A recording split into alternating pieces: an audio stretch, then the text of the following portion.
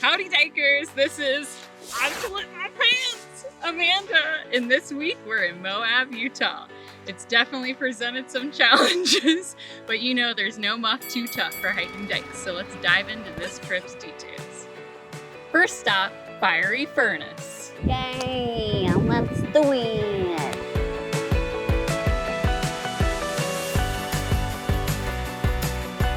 They don't call it Fiery Furnace for nothing. Fiery Furnace is a giant puzzle that you're solving every step that you take. Ooh, who's ready for the big squeeze? Which is a little squeeze, let's be real here. It is a bit of an ass-kicking hike. Cool.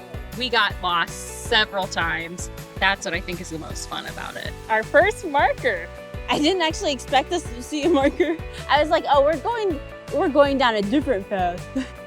The only thing marking the Fiery Furnace Trail are these little white arrows, and they're really easy to miss. A lot of people go in there with their GPS. If you have an All Trails account, it'll actually give you a little blue dot that you can follow. When you turn, that little blue dot turns just like on Google Maps or something like that. And so it makes it a lot easier to follow the trail when you have something like that. But we wanted to kind of just explore and be on our own adventure. What about through there? I think we'll just have to backtrack and find it. We were supposed to go counterclockwise. We did not. We went clockwise. We were constantly looking back at those little white arrows that were supposed to be pointing us in the right direction. I think we actually had more fun doing it that way, to be honest. We saw less people, and I think we saw it from like a different angle, which I felt was like really special. Dead ends are your friend. When you see them, definitely take them, and don't stop at the end. Find that way out. Chrisana, Badger, and I dead-ended, and we literally looked through the rocks because you'll most likely see some kind of opening. That's how we took this like one particular tunnel up and over, and then we summited out on the other side of the trail. Woo! Go team! The sandstone structures that you'll find in Fiery Furnace are absolutely breathtaking. The reason that it's so red is that there's so much iron in it. And then you'll see these white lines running through the rock. Those are actually salt deposits. Biological soil crusts are really important here. They're vital to the desert ecosystem. Oh no, people have stepped on it. Oh, see? Oh, this is not what you do.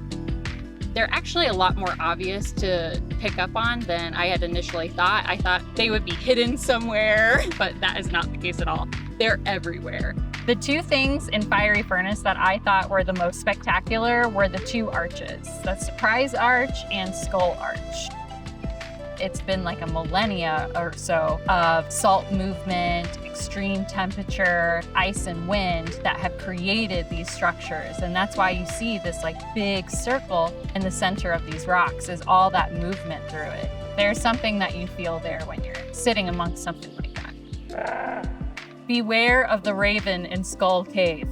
We could see them sweeping, like doing circles in the air. We've had ravens at the campsite. We've had ravens at every trail we've been on. We've had ravens during hard arguments in the parking lots of Mexican restaurants, like ravens everywhere. So they've kind of been our little spirit guides over the trip.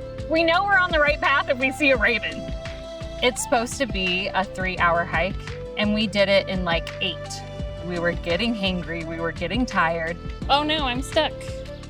If you want to do that much exploring, bring enough food, bring enough water, definitely take that break, and just keep checking in with yourself. My hat! Fiery Furnace, it was freaking awesome. Definitely check it out if you can get the permits, and follow us at Hiking Dykes. See you Dykers later!